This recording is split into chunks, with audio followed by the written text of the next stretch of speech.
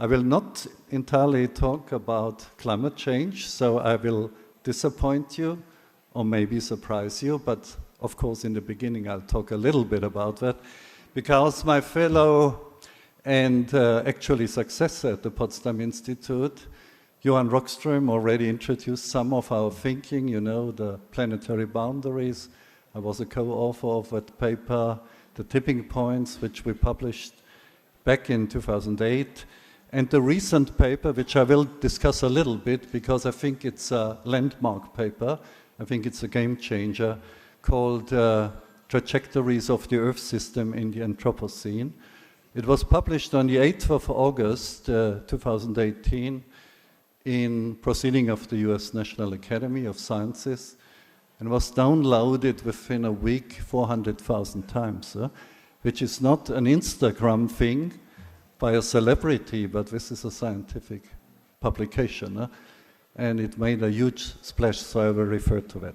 So the title of my talk is Climate Complexity Conversion, and I will actually pull you out of your comfort zone in the end, or maybe your familiar discomfort zone, that is a global environmental change, and try to push you into an unfamiliar discomfort zone. So be braced for that. Don't run away. But we dimmed the light does not mean you are allowed to fall to sleep, because I can see you all here. So let's start, if it works. Yeah. Actually, I want to start with big ideas, really, because we are all descendants, heirs, whatever, of the Enlightenment before the Renaissance, which was delivered in Italy first, in Florence and Pisa, and so on. But you see, this was the beginning of it all. Les Lumières, as the French say, die Aufklärung, as the Germans say, the Enlightenment. And you have on the left-hand side the people who delivered the encyclopedia. So, Denis Diderot, Leron d'Alembert, a famous mathematician. When in the middle you see the Scottish philosopher David Hume and the great geologist James Hutton. And on the right-hand side, the German schools, or Immanuel Kant, obviously. But then also a very, very important figure who, for the first time, created something like an interdisciplinary view on the world, that is Alexander von Humboldt. So that was the Enlightenment, and let's move on. So, when in the 20th century, you know, operations research was developed, so we had Lev Pontriag in optimal control, you had Frank Ramsey, a prodigy, amazing brain. At the age of 26, he more or less invented everything that was not invented before. John von Neumann, who was at the same level, unbelievable brain. And Herb Simon, who introduced this bounded rationality thing. So there is no optimal control in this world. You have bounded rationality, and maybe you have no rationality at all. I come to that. Then, of course, we all stand off the shoulders of system dynamics, which was introduced by J. Forrester. When, of course, the famous, and I have to simply mention it today, the famous limits to growth with the well-known protagonists. One of them is here. Where is Jorgen? There he is. Okay. Cheers to Jorgen. That didn't work. Cheers to Jorgen. Thank you. So let's move on. And then, of course, the principles of the Enlightenment were put into question, actually. So we had Paul Feyerabend, Jacques Derrida, you know, constructionism, deconstructionism, all that. We had Mode 2, science, deliberations, Helga Nowotny, Michael Gibbons, and so on. That was okay, of course. This is part of the philosophical, epistemological discourse. But of course, this was ending with the person on the right side of this slide. But instead of questioning evidence, you just ignore or distort evidence. What means everything you don't like is fake news, and the real news is made fake news actually by distortion. So you had here, I just mentioned Kelly Garrett, who first wrote an article about echo chambers, and of course my good colleague Naomi Oreskes, The Merchants of Doubt, how people started, like in the tobacco industry, so the oil industry, started to distort the scientific evidence and to come up with global climate denialism, which was extremely successful, we have to say this. I think only in the last few years we have overcome that. We are winning the war, but we lost many battles along the way. Yeah? And so we have this, and this you may call Schellnhuber's law, namely, we always talk about cognitive dissonance. You know, why are people going to the movie with the reassuring lie? So that was shown before, and not to the inconvenient truth. And so my law is the following one, and it needs empirical underpinning, of course, that you see the sum of threat and attention is a constant. Now think about it a little bit. That means the bigger the threat and the more obvious the threat is, the less we pay attention to it, simply because we cannot bear it. So you see this was the situation in the 1990s. Everybody talked about global warming. Why? Because it was a distant sort of entertaining threat, like you see, a crime movie or something like that, because you know you are not part of the picture. So if people get murdered, it's good entertainment as long as it's not your relatives. But later on today, the threat is overwhelming. That's what we just talked about. I could sort of count down innumerable natural disasters we have seen over the last 10 years. This year, last year, and so on. The writing on the wall is overwhelming now. Everybody can read it. The letters are as big as possible. But nobody wants to take care, actually. Because people rather say, oh, game over. We didn't pay attention for 30 years, and now we see it's too late. So let's carry on, as we always did. That is human nature, actually. But we have to change, not human nature, but we have to bring out the best in human nature, which is also present, of course. So let me move on. So we had, of course, something happened. The IPCC. And, you know, I cannot refrain from showing you another cartoon in this context, which is this one. You see? This is the world, including ourselves, sleeping along into the morning, and you have another IPCC alarm. But you see how many alarms have been just demolished. Just keep me alone. That is the situation right now. And of course, the IPCC says quite rightly, between 1.5 and 2 degrees, something dramatic will be happening. I refer to that a little bit later. But does it really wake up the world? Does it wake up the planet? Maybe. But it will not happen just by the IPCC report. So let me go to this movie, which I announced proudly. And it is just to show you, and we work together with artists in order to produce it, how global emissions have risen since the beginning of the Industrial Revolution. You can see it as a measure of wealth production, actually, without the externalities, of course.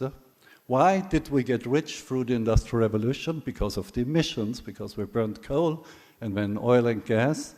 And this will show you now, in terms of a specific metric, how the planet was carbonized. So hopefully it works. Yes, it does.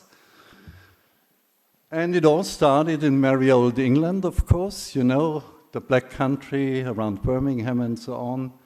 And the column, you see the 1780 down there at the bottom. And now you see London, the London column growing here. So London, where you burned a lot of coal because we had no wood anymore for heating the house because the forests were cut down. And now you see how the Industrial Revolution spreads across Europe. So Germany was second, then Poland. If you think of why are the Polish so stubborn about coal, we were actually the pioneer of using coal. And now you see on the British Isles how the columns are growing. You see Paris growing. Finally, you will see Berlin growing. You will see nothing in Italy, only a little bit, but it will come along soon. And you see the global emissions. Now we turn across the Atlantic, and you see New York City, you see Chicago, and you can pick your favorite city in the United States and see how the emissions grow. These are cumulative emissions. So you see 5,000 megatons CO2. Now we can watch Tokyo growing on the other side of the planet. And now we are going today, now we're going into the future and see how the planet is developing into a carbon hedgehog, actually. So we are in 2030 now, 2040. This is business as usual. And you see what is becoming of this planet. And it will end in 2100. So this is more or less the complete decarbonization of the planet. It even includes Africa, not in the same way as England and so on. Is this our fate? Is this our future? Well, I show you what effect the current emissions have already had. So this is a paper we published in Nature 2 years ago. It explains why we have ice ages. So over the last 2.5 million years, the planet moved into this waxing and waning of ice sheets. So we had this permanent oscillation between warm and cold times. And this function is explaining why it happened. It's a very simple function. If you look on top of the panel, it is an exponential function. It has just two factors. You do not need to understand it now, but I tell you more or less the essence about it. One factor is insolation.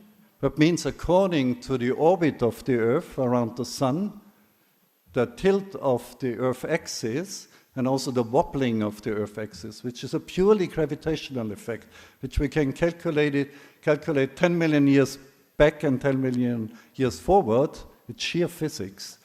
That is changing, of course, the insolation you get on the northern hemisphere. The other factor is CO2 in the atmosphere. And actually, if you look down now, these are the last 800,000 years. Excuse me.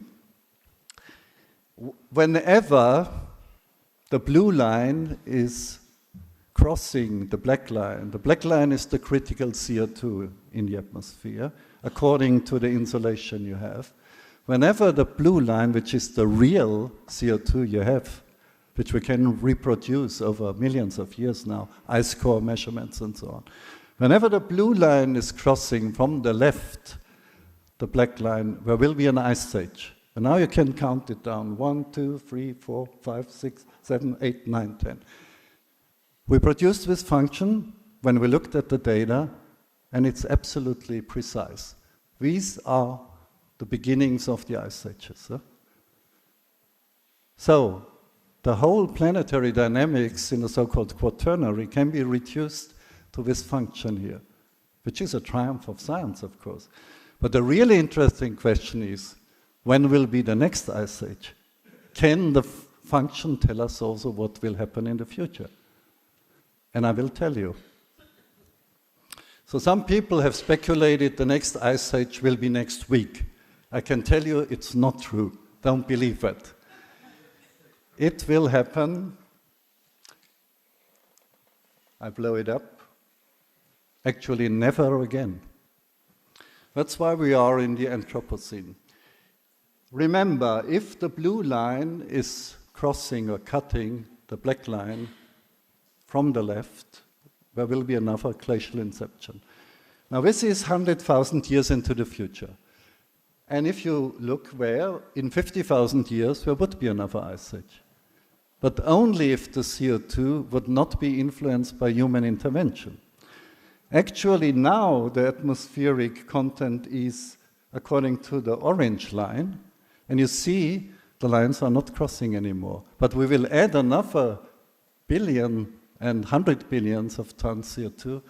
We rather will have to use the brown line. So there will be no ice age anymore.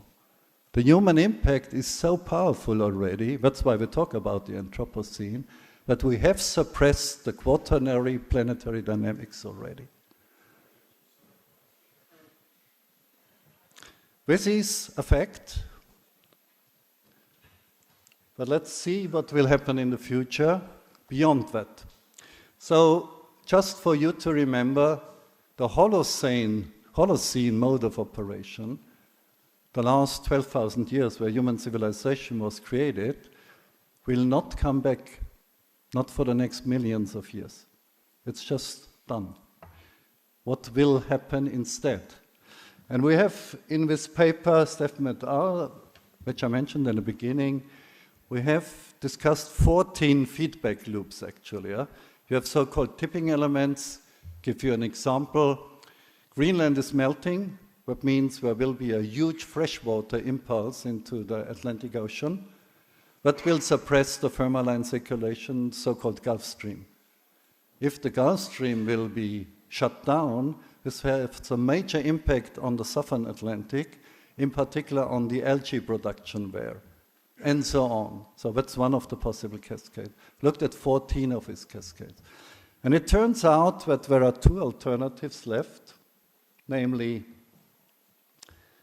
either if we try to park the Earth system, and it's now very important, in spite of the dimming of the light, this is a moment where you should not sleep. So if your neighbor has fallen asleep now, just give him a sort of, try to be cruel. Because this is the very moment which you have to take home. So when we try, according to the Paris Agreement, to park the planet safely between 1.5 and 2 degrees, that seems to be the right option.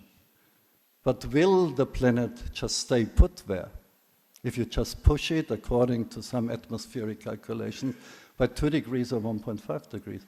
Or will it just spin out of control and just go down a slippery slope? If you look back in Earth history, there are two alternatives. So what I'm talking about is, of course, based on computer simulations and everything. But in particular, it's based on empirical evidence, because we can reconstruct the fate of the planet and the climate system for millions and millions of years. So if you look back, there are two alternatives, actually. Let me see. Yes, we go back to that. You either end up with, say, 500 ppm. We have now 410, and we are on the course of towards 500 ppm. You either end up in the so-called mid-Pliocene, that was 3 million years ago, where the Earth, in fact, was 2 or 3 degrees warmer, and sea level was at least 10 meters higher. But under the same condition, more or less.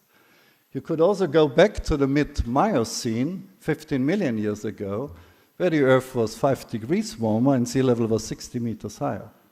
So with the same boundary condition, you could either have a situation where human civilization could simply not exist, or something, forget the Holocene, if we would go into the Pliocene, we might somehow adapt to it. We might manage, just so. But this is what the paper said. The jury is still out on that. And what is the knack here? What is the real secret behind it? It's path dependence. If the boundary conditions are the same, but you could end up in two different states, it depends on the path you have taken for this trajectory. Yeah? And we simply don't know yet whether the current path will lead us 50 million years back or just 3 million years back. So look up the paper. It is the summary of what thousands of scientists have put together. It's a meta-study, but it is posing the most important questions of all, actually. Do we still have a chance to preserve civilization on Earth? And I think this is well within the context of a Peccei lecture. So, of course, we talked about Johan did that rapid decarbonization, and I don't want to bore you with that because everybody knows that we need a sort of exponential decarbonization right now. That's the only way to still have a chance actually to save us into the Pliocene, not going back to the Holocene. Huh? And of course we could discuss solutions and so on, but let me just go directly into what I said is the unfamiliar discomfort zone for all of us. Because this is not the whole story. Of course, climate is defining in a sense. If we are not able to solve the climate crisis, then we can forget about all the other issues.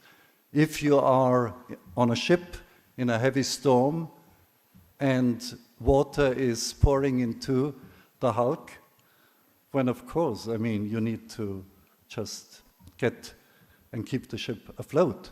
You don't have to worry about the quality of the kitchen or whether the staff is well paid and things like that. You have to keep the ship afloat. That is solving the climate problem. But then the story is not over, of course. Huh? If you have solved this problem, then we have to talk about the other issues, and I bring just 3 of them. So, of course, it's environmental degradation, but it's also social disintegration. So it's not just the wealthy get wealthier and so on. The social cohesion seems to be disrupted everywhere now. And you have digitalization. That was actually mentioned on a panel before. If you think climate change is a big challenge, just wait for digitalization. No? And now it could go good or wrong, and actually the bad narrative is these 3 things are reinforcing themselves. So, because of environmental degradation, you have the motto, save yourself who can, no cooperation anymore.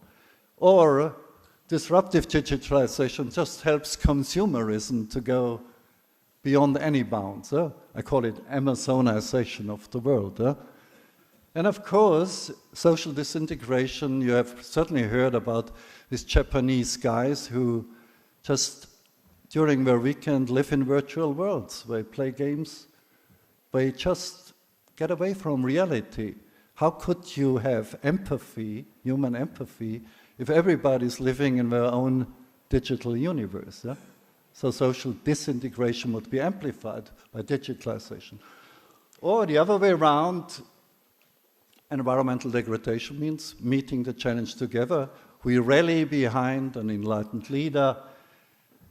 We actually will use smart systems, innovation for decarbonizing the world, and we will all develop something like a global conscience and a global consciousness through digitalization. We will all become part of a global subject, if you like. Maybe some of you have read the beautiful novel by Stanislav Lem, Solaris, when you should hurry up and do it. But in the end, it turns out the ocean is actually the combination of a superorganism, which has turned into a planetary entity, but could happen through social media. So, complex systems. I have tried to understand complex systems for 35 years. I first studied mathematics and physics, and when moved into what we called chaos science at the time. Of course, when we tried to come up with a more decent notion, because whenever you said, I'm a chaos scientist, everybody started to laugh and said, I don't want to see your office, it must be horrible, actually. So now we talk about complex nonlinear dynamics and blah, blah, like that. But what is the hallmark of complex systems? They are hard to understand, yes. They are hard to predict, yes. But in particular, they are hard to manage. Now, if we move on, just an example is a city. If you do a fractal analysis of cities, so that's something I did a little bit. I spent some time on fractal analysis. We'll find cities in general have a fractal dimension of 1.7. But what will be the city of the future? Everybody talks about urbanization, and people just take it for granted that cities will just grow concentric rings, London, Paris, Berlin, New York City, and so on. Is this really the future? Now, if you factor in renewable energy, digital revolution, cyberspace education, additive manufacturing, novel materials, circular economy, modular mobility, urban farming, maybe urbanization will be reversed. So we will go back to the area. So my hypothesis is actually the following one. So my friend Jeffrey West wrote this New York Times bestseller, Scale, which is a very interesting one. My conjecture is actually that the fractal dimension of cities will be smaller in the future. That means urbanizations will be more tenuous objects. Finally, digital disruptions. So this is where it all started, actually. When I was a young researcher in solid-state physics, back in the 1970s, we tried to understand so-called spin glasses. So we understood already crystals, but can you understand a glass? Why is a glass transparent, for example? Why does it form at all? And it turned out that we needed a metaphor for it. And the metaphor was the human brain. So we tried to study the human brain, the so-called neural networks, in order to understand spin glasses.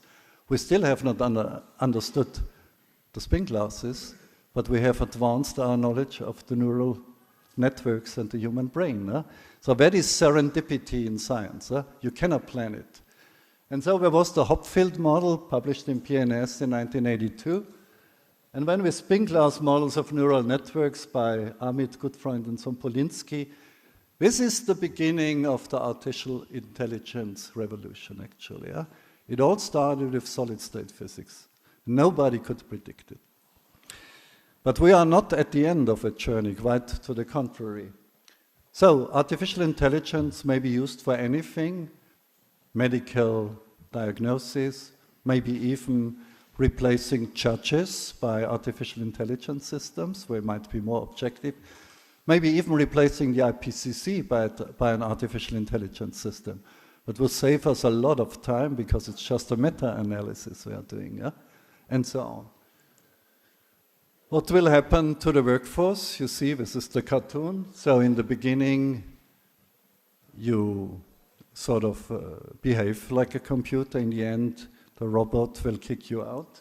But the real revolution, and when I was asked to give this lecture, I was trying to put myself in the shoes of Aurelio Peccei, who was a giant, of course, because at that time, you know, when computers just were emerging and system dynamics and so on, he took a look 50 years ahead, more or less. So if he would be here today, I'm sure he would talk about artificial intelligence, and he would talk about quantum computing. So I wasted part of my youth on the foundations of quantum theory, and but that means I have a solid understanding of quantum dynamics. If we are able to build a system of, say, 500 qubits at its core, sort of basic entities of quantum computing, we will beat any conventional computer. I think this is around the corner another 10 years. And now is the really interesting point. Neural networks, artificial intelligence, who play chess and so on, better than any expert, they are based on just repeating the same operation all the time, but extremely rapidly. And they make errors. Quantum computing is also making errors. If you apply it to a system which can tolerate errors, you are in business. So the grand unification will be in disruptive technologies, will be the marriage of quantum computing and artificial intelligence. And it will multiply our tools, our cognitive tools, by a factor of 1 million or 1 billion. I'm absolutely sure about that. Are we ready for that? Are we prepared for that? You see, the most powerful tools in human history are being developed right now. Are we applying them to the most urgent problems of humanity right now? Now, climate change and so on.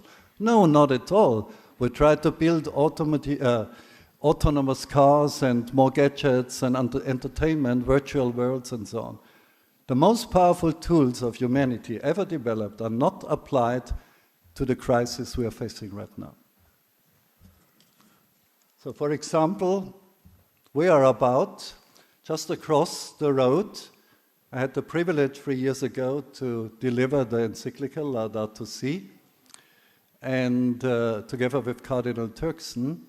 And close by you have this beautiful painting of Michelangelo, you know, the creation of Adam. But maybe there is a sequel to that. It looks like this. I'll do it again. So you see, Adam is moving his hand, and I call it the creation of Aryan. Aryan, of course, stands for artificial intelligence. So we just pass on the baton. God created Homo sapiens. Homo sapiens is creating artificial intelligence. And you know what happened to Homo sapiens after being created. Is this the future? Do we have any concepts for that? So my final slide is the following one. This technological revolution will happen whether we like it or not.